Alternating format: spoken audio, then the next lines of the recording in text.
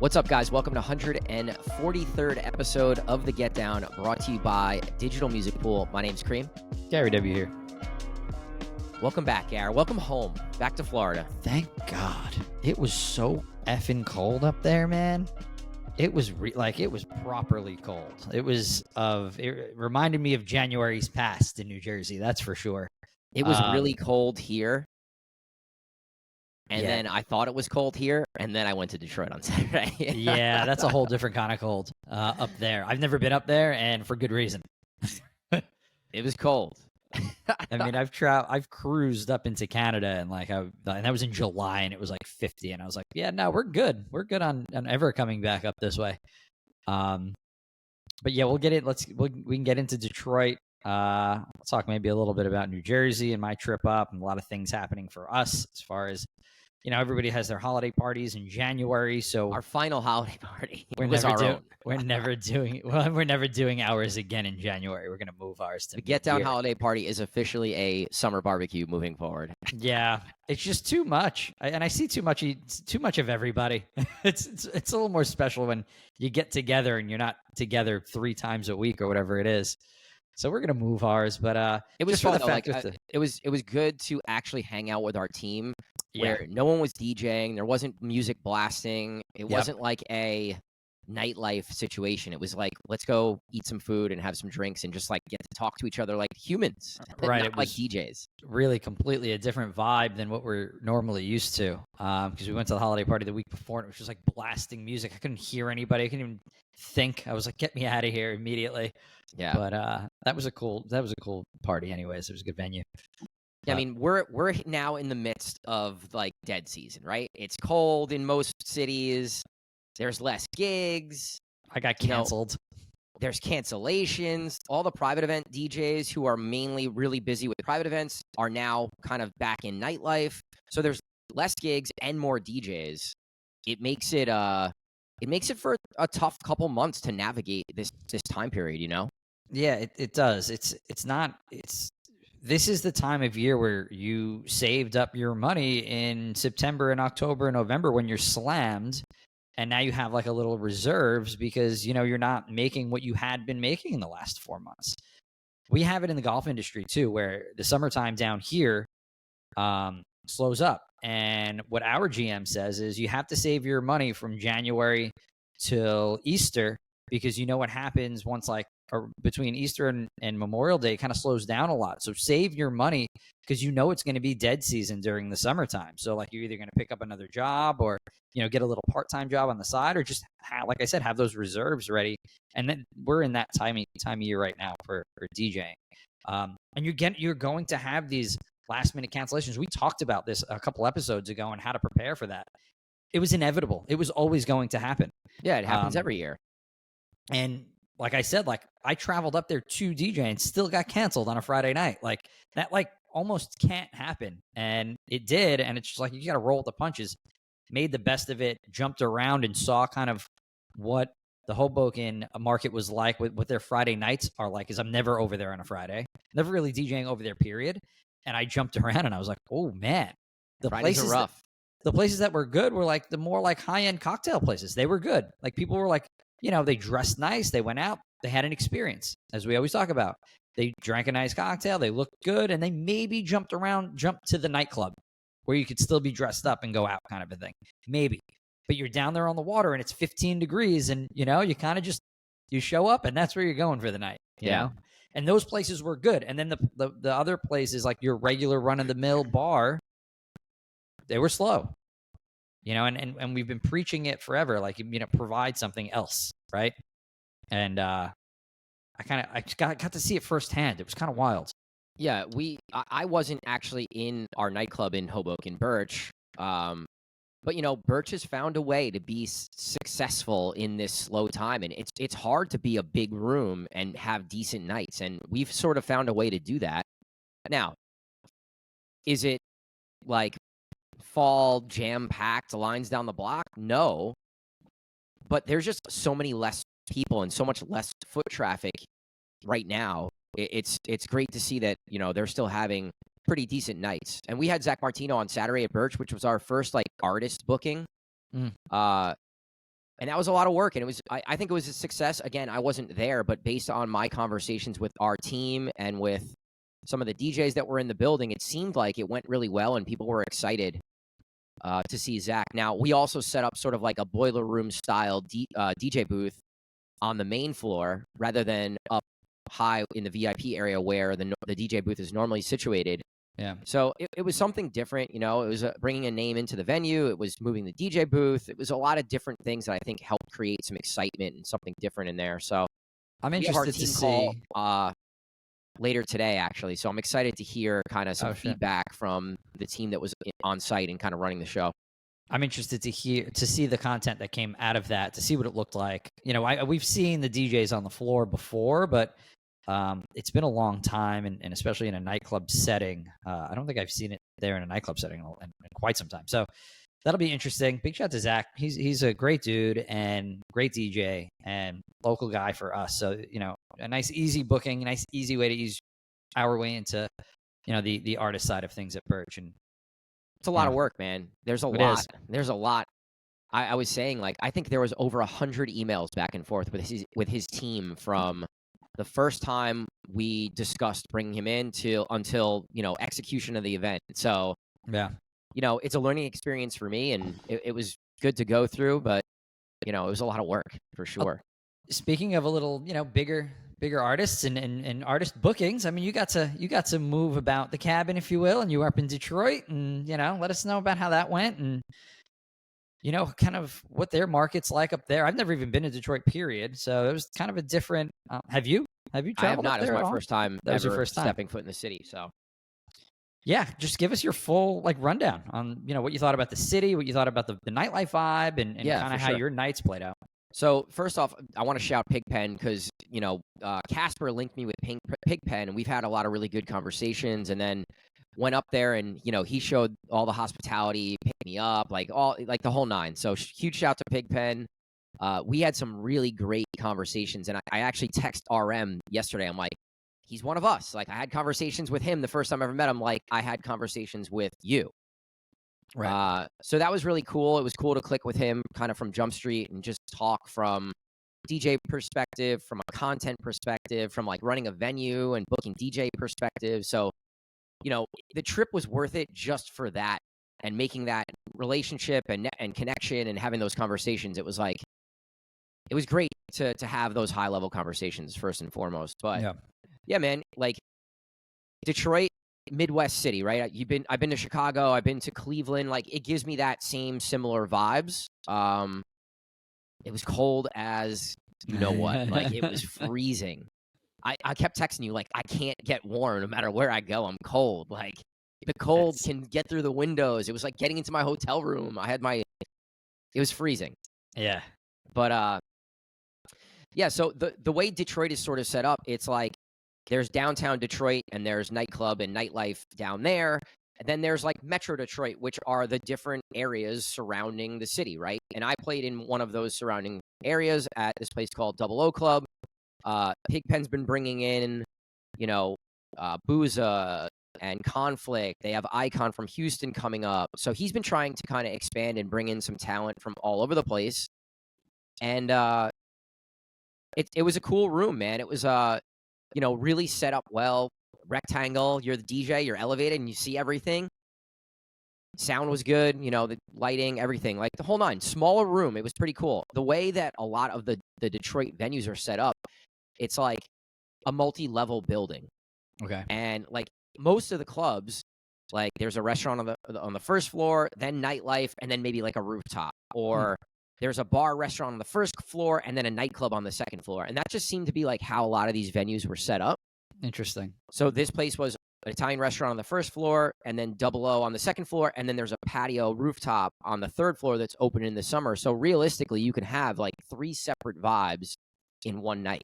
This actually reminds me of the place I played in DC with Trizzo. It was exactly like that. Restaurant on the bottom, and then, Very similar in DC, where like like- the nightlife usually happens on the second floor. Yeah. Kind of a smart move. I liked it. I liked the vibe of that.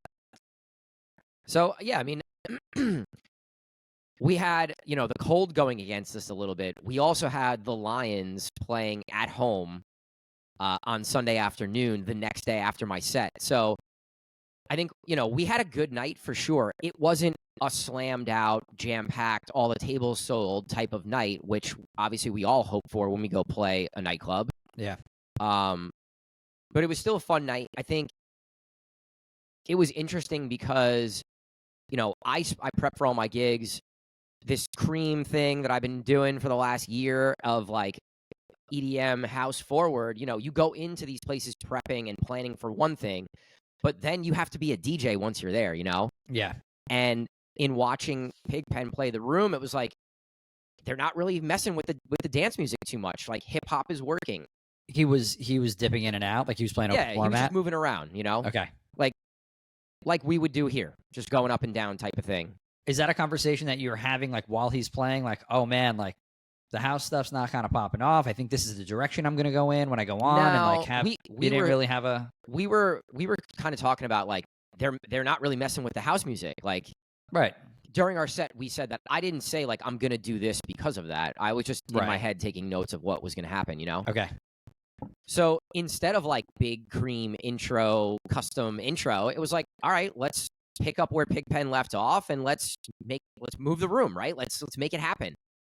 So definitely played more of an open format set, but it was just what needed to happen in the room to make it happen and have a good night, Yeah.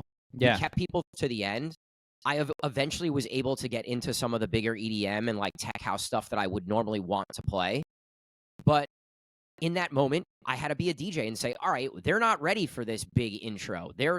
We still need to like keep them going and get them on the dance floor and keep them moving, warm them up a little more. And then we can dip into that bigger stuff. Right.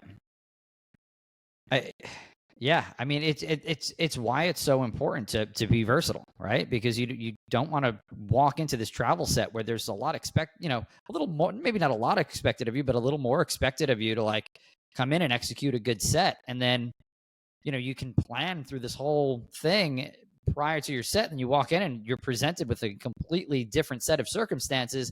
And now you have to kind of, you have to kind of change your path and be good at changing your path.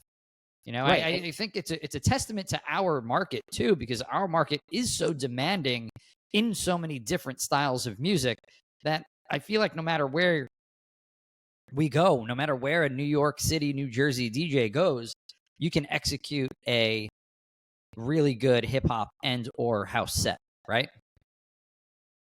Yeah, it's a training ground here for sure to be able to play all the different mini markets and different styles, and it sets you up for success when you do go travel. But my bigger point as I was standing there and typing our email, like sending emails to the Get Down about things we wanted to talk about on the podcast, my biggest takeaway was just because someone's paying you to go travel to another city doesn't mean that you don't do what's best for the room, just like you do at home, or you should be doing at home, Yep.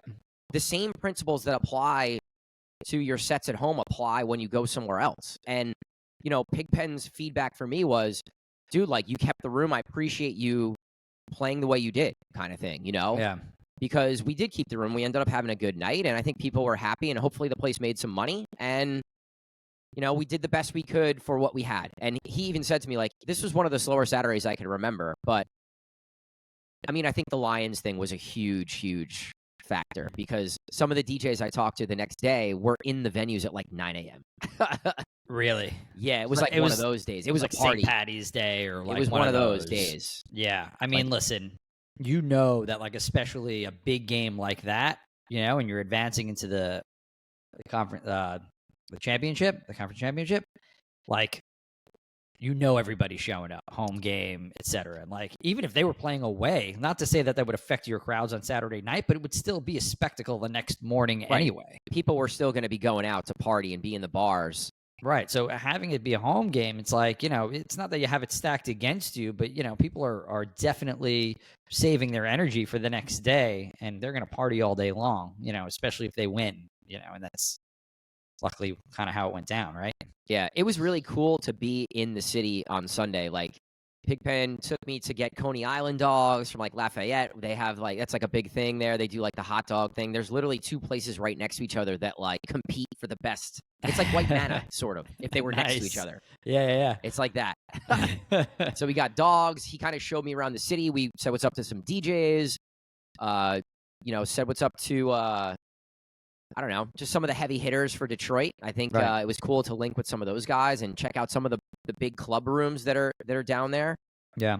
So Sunday was awesome. It was just cool to be around all that energy, and people were really hyped, man. Like, what was your take on hearing DJs from Detroit and like the style that they played? And were styles very similar? Did guys play differently? Like, I feel like you kind of go out up by us and you can jump around and you hear a lot of the same music in a way. And you hear it also like mixed in a certain way as well. So like we said, like a little bit of hip hop, a little bit of house, some Latin, like a little bit of everything, you know? Yeah. Like, what was the style up there? So I mean, like Pigpen opened the room how I would have opened the room. Like he opened it perfectly. It was like a lot of times, you know, when you like open your computer and you're starting to prep your set to go on, like a lot of times I'm prepping that like, all right, we're not ready for a peak hour intro. So I'm going to hit some of my like go-to tracks to get people hyped that are popular. And like he hit all that stuff leading up to me going on. So I'm like, oh, this is perfect. Like this is what I would have done. Right. So hearing him and hearing that room, it was like very similar to what we would do at home in your top 40 club, right? You're going to go up and down. You're going to play some big room EDM. You're going to play all the new hip hop. You're going to play the classic hip hop, the No Hands, the Soulja Bowl, like all that stuff. What works here works there in that style of club. Right. And I was thinking like, man, like, is it now just a case of there's less like regionality in music, especially in the top 40 EDM open format rooms? But then on Sunday, I was like, all right, maybe there is more regionality because I heard some hip hop DJs, you know, like 42 Doug is from Detroit. So there was some 42 Doug. There was like specific songs that get played at the Lions game that I had never heard of. So I definitely heard some different stuff on Sunday, and it made me think about like our hip hop scene here, right? And we had a conversation before this off air, like the Locks back in the day kind of thing, or like even Ice Spice right now and some of the drill artists. Yeah, I feel like those sporting events specifically do also bring out that regionality exponentially, right?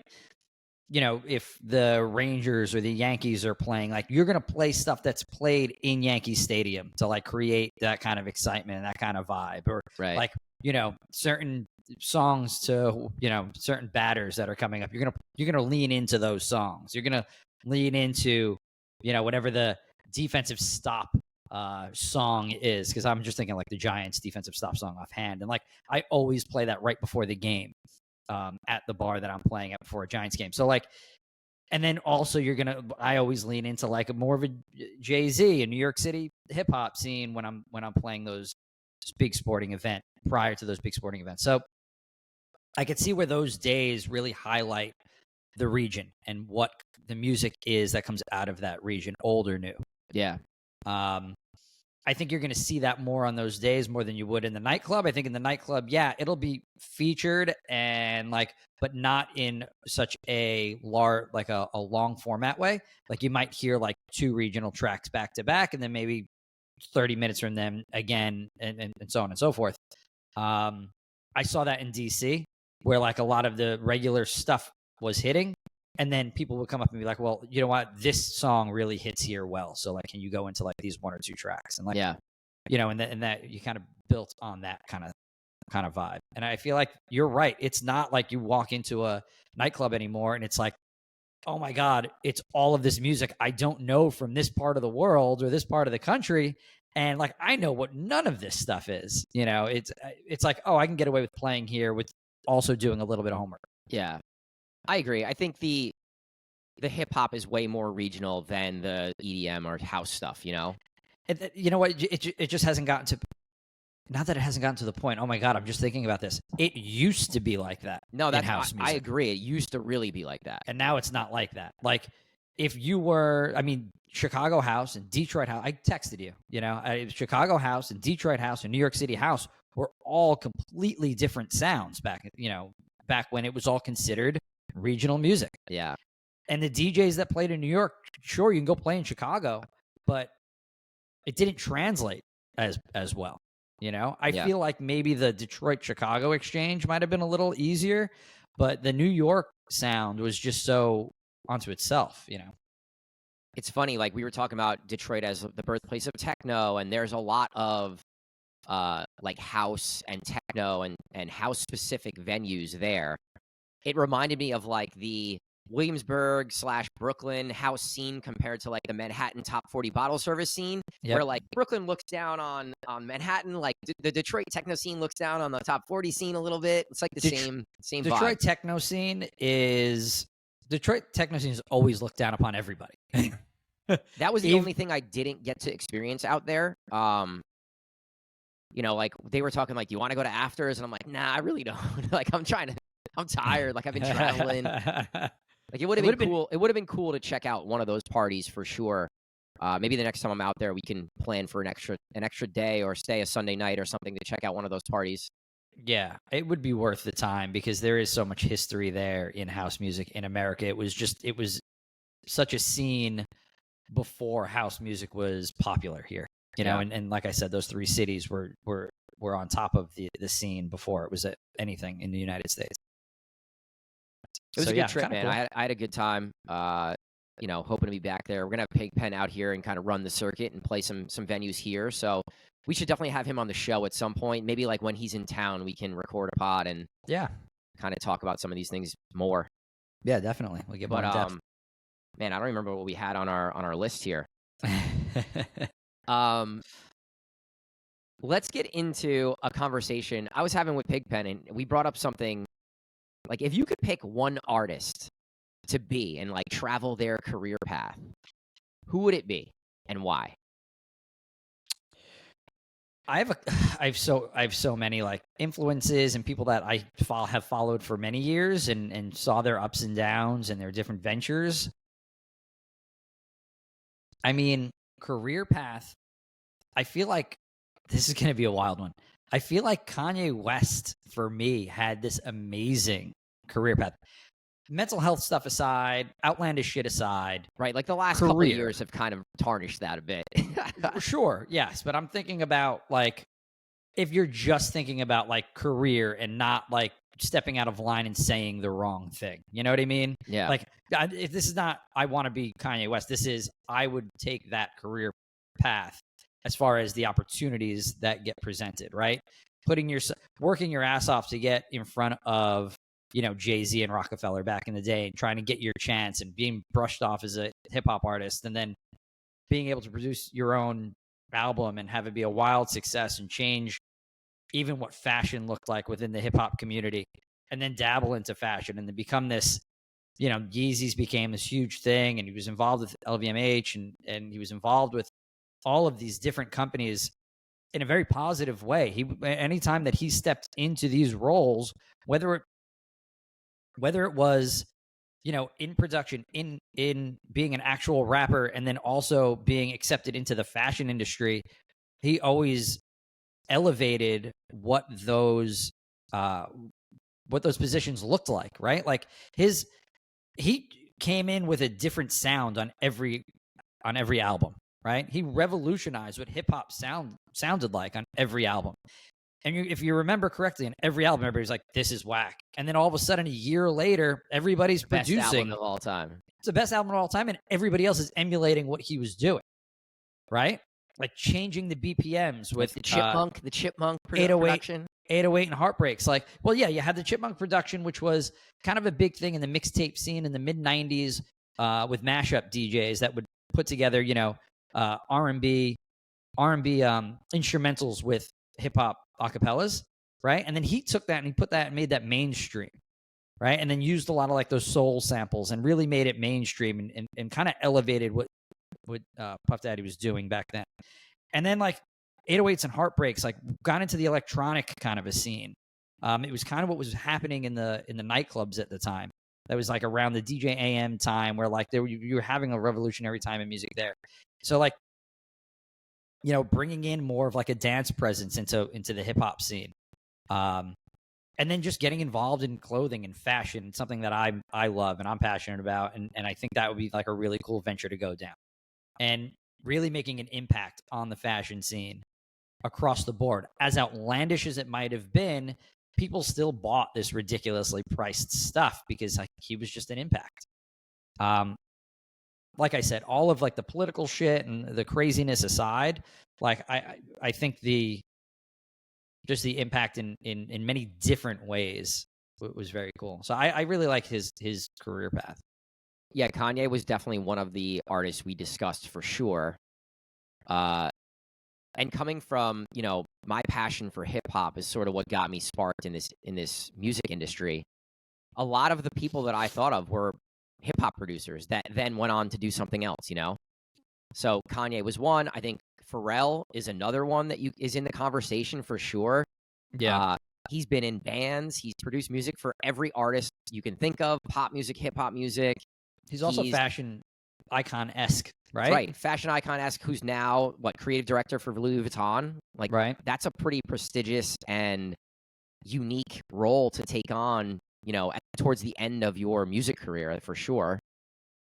Initially, like, his whole, like, skate style was different and, like, different to the scene. I mean, his whole style of producing music was different at the time. Unique sound, for sure, which set him apart. Perspective. I'm trying to think. And then, like, he got involved in doing, like, Disney stuff, and Despicable Me with Happy was huge, and, right, and all of that stuff. And I was reading, and he produced like 5 tracks with Hans Zimmer, who's this like incredible composer. Like, he's done a lot of great things outside of any realm that really anybody gets into. Yeah, I think his career path has been incredible, and definitely one that any of us would be interested in having for sure. Some other ones, Justin Timberlake. What do you think about that one? I love Justin Timberlake for many reasons. I mean, listen, take away like the child star thing, or like, you know, that's a little weird to kind of mess up your childhood. But besides that, you know, mega pop star, mega in a group, mega pop star as an individual, actor. What else has he done? I mean, he's kind of top of the top. A ton of golf courses. Thank you very much. There you Absolutely. He's a nasty golfer. I mean, that guy, whenever he posts like his foursomes on the weekends, I'm like, geez, like Michael Jordan, Steph Curry. Yeah. You know, you name it. They've played at his golf courses. He owns some really prestigious country clubs and nice courses. Yeah. I think speaking of him coming back, the other one that not as big of a superstar, I don't think, as some of these other names, but probably potentially my choice. I'm not going to hang my my gold star in any one of these, but The Alchemist. And the reason why I say The Alchemist is because, like, he's produced a hip hop in a style that I just really resonates with me, and he's worked with some of my favorite artists, like Mobb Deep, Dilated Peoples, like Action Bronson. Like, the list goes on of all the artists that he's worked with in more of like an underground sort of way. Yeah. Which was always what I was into. But then became really popular mainstream, and is now on like a food show, you know, like Fuck That's Delicious with Action Bronson, and on tour with Action Bronson. Like, I love food, and if I could somehow parlay my music career into like a food career, that would be pretty awesome to me. Really loved his personality on that show. Not like, you know, he seems like he'd be like kind of a dry kind of dude, but like really good personality on that show. And really within the last year, he's made such an impact on the music industry from a production standpoint, in the fact that he's gone completely solo. He doesn't now mess with any labels, and he's putting out his music independently, fully independently. And I think that it's impacting the way some producers are going about putting their music out, and rightfully so. Like, you know what? He produces his stuff, and he wants to reap the benefits of that, right? And he doesn't want all of these different hands in his pocket. Now, is that easy to do from somebody on an upstart? No, but you know, he has the credentials and the history and the success, so he's able to do that, which I think is super dope. What I also think is super dope that he's been doing lately is he'll create like a full album with one artist. So it'll be like, I'm trying to think of who he's Like the Larry June and Alchemist project was like one of the bigger hip hop projects from 2023. Like, I think that's super cool. He's sort of always done that, where he's produced a full album for an artist and they put it out together. I just love that style, and he can kind of provide a certain sound for all these different artists. Like Now- Earl the Sweatshirt and the Alchemist, Rock Marciano and the Alchemist, Mike Wiki and the Alchemist. So like, I just think that's a pretty cool way to put out music and collaborate with other artists as a full album. It's pretty cool. It really showcases the like diversity in the producer's skill. I think number one. I think that I was just going to ask, like, is that like a Bronson thing that he took? Because Bronson would always do that. Like, he'd do a full album of Party Favor, then he'd do a full album of Alchemist, then he'd do a full album with. No, I mean, he's been doing that forever. He had. Then I was thinking back, and he has, right? Yeah. Like, he produced like a full Mobb Deep album. Full Mobb Deep, full Dilated Peoples. Right. I mean, there's been a lot. I'm trying to think Yeah. of what else. I'm now trying to think back if that was like a normal thing, or did everybody always kind of dip into different producers? Or if like producers with a rapper was always like a... Premier used to do it, but I can't necessarily think of a whole ton of albums that were just one producer. Obviously, Yeah. I mean, Wu-Tang with RZA, but that's a little different. Right. It's a group mentality kind of a thing.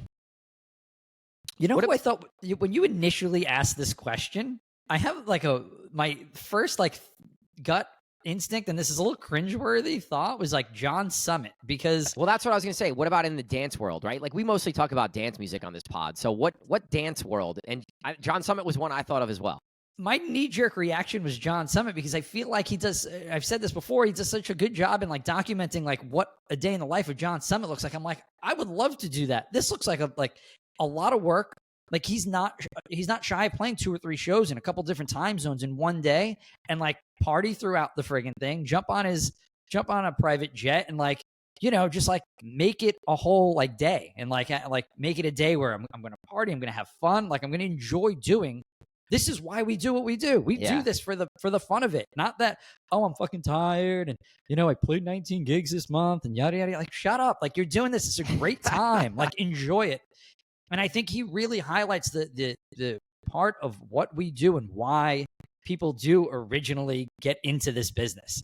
It's to make your life, and you can have days like that. It's so, you know, it's not, we can all do it. Maybe not to a private jet standpoint, but like you can you know, make the best of all your gigs, and it looks like he does, you know. And that's just DJing, like not business, nothing. That's just DJing. John Summit is the everyman. That's why I always call him the everyman, because he's kind of lived the career path that like every bedroom, not every, but a lot of bedroom DJs want to live, right? Like, you have this shitty accounting job and you're making music in your bedroom, and you make your first hit from like your 1-bedroom apartment, and then you go off onto this journey of being an artist and becoming one of the biggest artists in the world and playing all over the world. So that's like I think when you think of these prototypical or stereotypical, like the artist making it, he's sort of taken that journey, you know? Yeah. Yeah, so he was my like knee-jerk reaction when you asked the question, and then when you went more into like business and like getting into different things, older me says, you know, like a Justin Timberlake or a Pharrell, like we said, or like a Kanye, and then like the DJ in me says John Summit all day long. Yeah. Like, I want to do that. A couple other guys I thought of were like Fisher, Steve Aoki. They just seem to live these pretty interesting lives. Like Fisher as an ex-pro surfer living in Australia, like probably not a bad gig. Yeah. Steve Aoki, trust fund baby, turns artist, turns. Yeah. Right. Just like created this crazy like playhouse in Vegas and just living like the superstar life out here.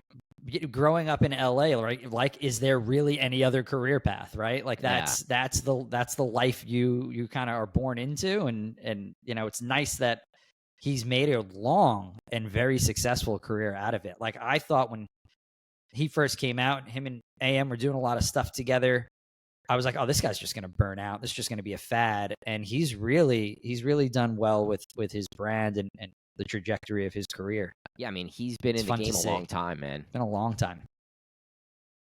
So I know we're a little shorter than we normally would go. I actually want to go back to something. Okay, I actually had another thing to talk about too, because I had some stuff come up in my sets. Let's do that. Do that first. It's kind of more of like a it's like a self-help session actually with you, because just to talk this out, I hit like a part of my sets twice. I had 2 different Saturday sets that like they start at like 9:30, and at like 1:15 I was hitting like a wall. Like not knowing what to play, or just not knowing which tired, direction to go in, right? And probably a little tired, and then also not knowing which direction to go in. Like this past weekend, I was like, "Oh, I want to like get into this one genre," and I feel like I kind of forced it maybe a little bit. But then it's like, oh well, I don't want to hang in hip hop too long. This is the issue with having such an open format room. Like in the room that I was this past Saturday, like I can get away with class at that time, classic house, R&B, mainstream hip hop. You just name it, big time EDM. Like I was just like at a point where I'm like, I kind of don't know where to go here. And it happened 2 weeks in a row. And I was wondering, kind of throwing this out there for all DJs. What do you guys do? You know, comment in the comments here. What do you guys do when you get stuck? Like, do you have a go-to folder? Is there like go-to tracks that you go to that you go seek out in your Serato?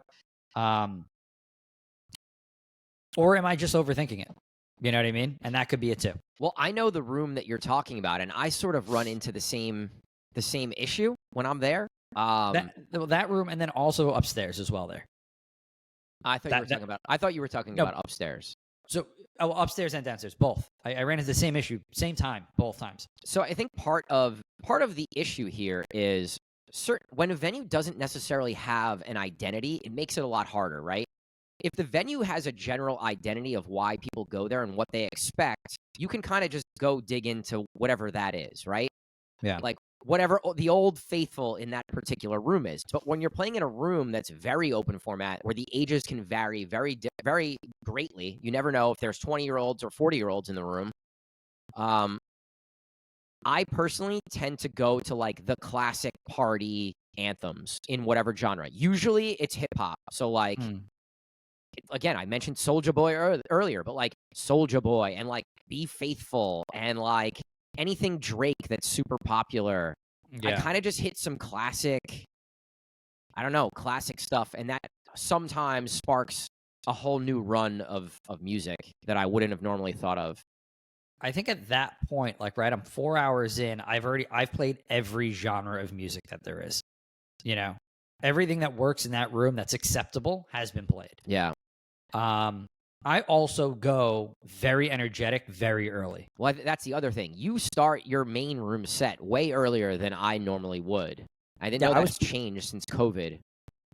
I just do it. I don't know. I just like that feeling of having a lot of energy early, just to kind of create a vibe when it's maybe not as crowded.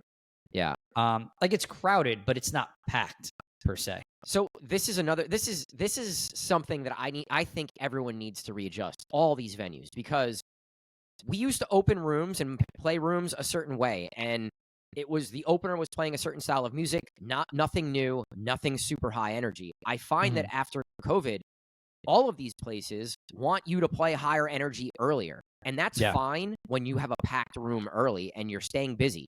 But now that we're sort of back to this pre-COVID, slower, whatever, I don't think you could do that. I think you need to build a room, slow down, not hit the big stuff as early, and it'll help carry you through the night and get you to close. Yeah. I don't know. Maybe I'm just old school and have an older school way of thinking, but I've never been a proponent of going hard early. I don't know. And I see it in the venues where I like maybe have an opener, they're going too hard and I have nowhere to go that's higher, and our room clears out by 1:45, you know? Right. Yeah. And you can exhaust the crowd too. Right. You got to give them breaks. I need to review both of my sets and just sit down and see, okay, like this is where maybe I could have pushed this to later, etc. I think you just need to focus on holding some of the newer stuff till later. I think that's really important. Like you can't hit the top 10 most popular stuff before midnight if you're staying open till 3 a.m. You just can't. Right. Well, I know, like in that room, I know particular at 2 a.m., I'm going to go to R&B. Right. That's always what's going to happen, because there's 5 or 6 must plays in there that you cannot touch because they're too damn slow. You can't touch them from 11 to 2. Right. because it's just way too slow. 12 to because 2 is still like a lifetime of DJ time, Like you could play so much music in that 12 to 2 hour range. Well, that's why I looked at 115 and I'm like, oh my God, I got 45 fucking minutes before I can get into like, the classic sing-along R&B tracks. Maybe that is what I needed to play then, to maybe like, okay, I'm going to switch the ear up. Let's hit these. Like, I know everybody's going to sing this one particular R&B song. It is nowhere near like the energy of what I'm playing maybe at the time, but maybe try to get down to that track, have everybody sing along, and now you've kind of re-engaged. Yeah. My strategy in those rooms sometimes is classic reggae, classic reggaeton. So it's kind of like grab them back. Yeah, I don't know. I had gotten away from Latin pretty hard this trip up there. I don't know why, just nothing on purpose. But during my open format sets, I was kind of getting away from Latin. I think it's because I played 2 venues that you play no Latin in, and that just like thinking about it. I have to book I book out in so many different venues. A full Latin night, sometimes a country night, and then have to go play, a LGBTQ bar, and then go play like a 21-year-old college party spot. Like, it's so different that like it becomes really hard to, when you're trying to pull it all together, it becomes hard because you don't have a night where you're doing that, except for one night, maybe a weekend, or one night a month. Maybe that is for me. You know what I mean? And being able to do that on the fly without repeating that over and over again is a little tough. Yeah. So your point right here is sort of what I wanted to bring up and go back to, which was you had brought up our market is so diverse and like every room is a little bit different. It's like every mini little pocket in our major market of like Metro New York, right? It's New York City, you play a certain style.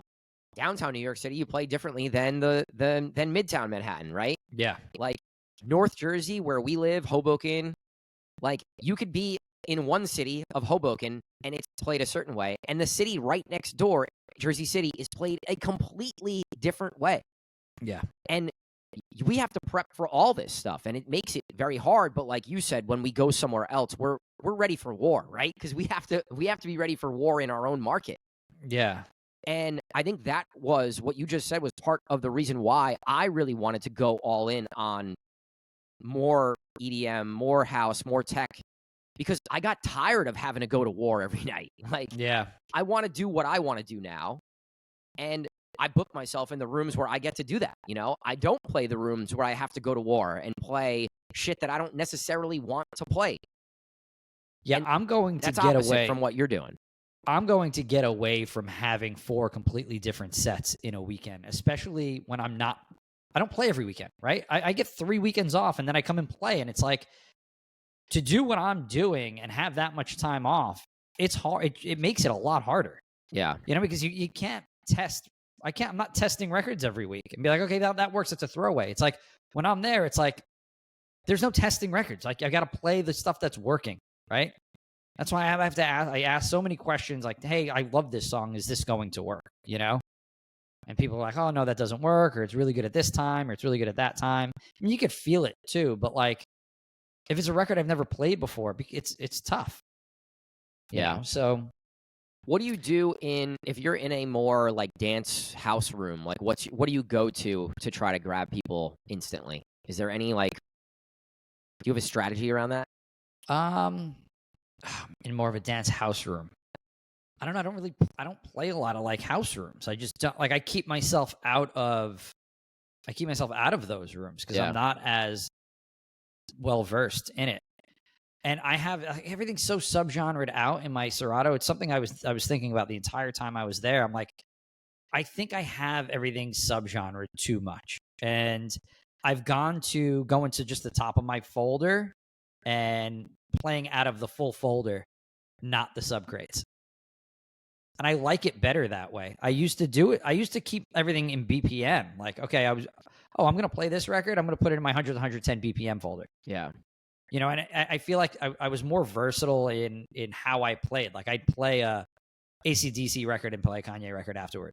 You know what I mean? And like, I felt like that was more fun. I feel like with house music specifically, I've gotten so like, okay, this is disco and new disco. I'm going to keep that in a folder. I'm going to play 3 or 4 of those in a row. This is techno. I'm going to keep that separate. Like, Yeah.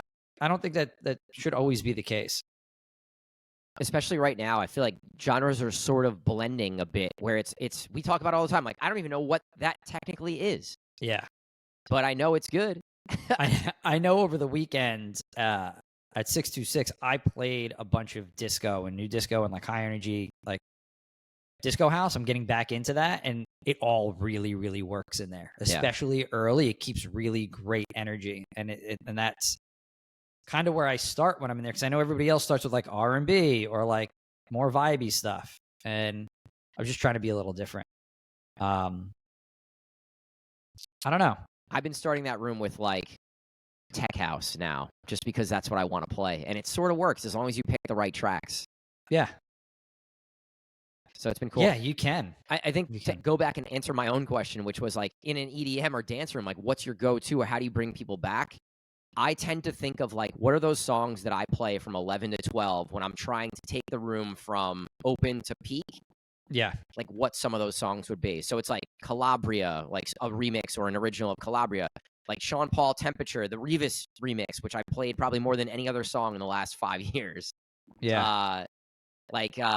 Sean Kingston, Fireburn, and Angela the Kid edit. Like I have some go-tos that I just know the vocal hits and it's high energy that can kind of grab the room. Like Icona Pop, I love it, will always get people excited no matter where you are. Yeah, that leans into my like 11:45, right? But like at peak, right before peak. Right, but I'm saying if you like hit a lull later in your set and you're in one of those rooms, like what can you go to grab them again? And I just think of that stuff. What do you play during that 11:45 set? And like go to that folder. Yeah. And that's how you kind of get them back, because that's how you sort of get them going in the first place, you know? Right, true.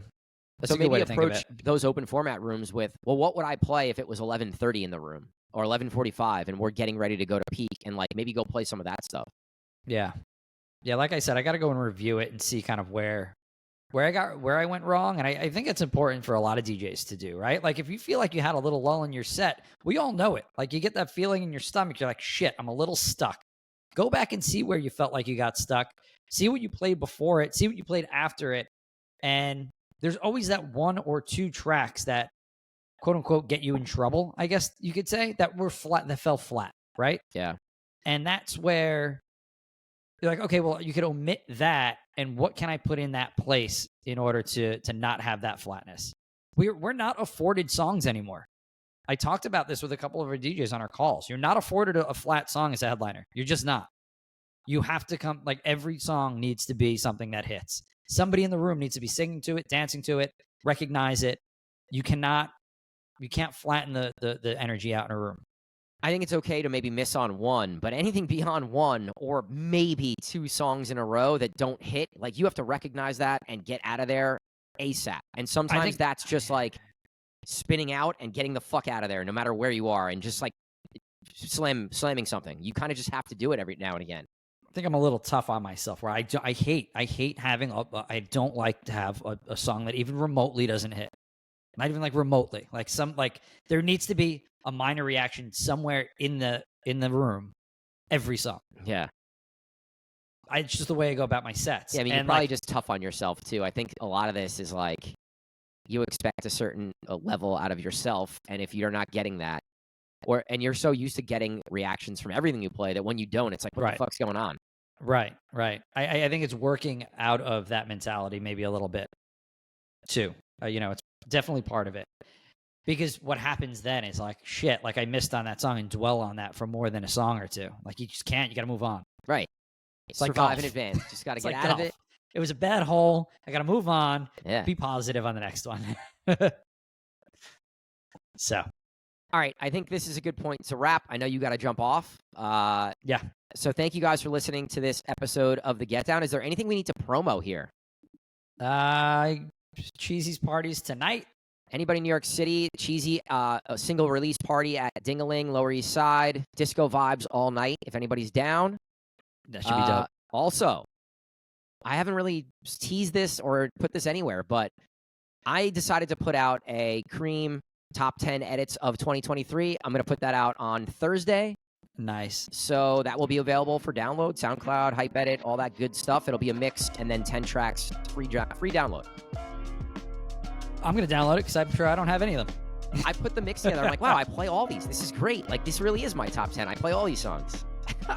I can't wait. I'm going to have new music. All right, guys. Thanks for listening to this episode. We'll talk to you guys soon. Peace. All right, guys. Peace.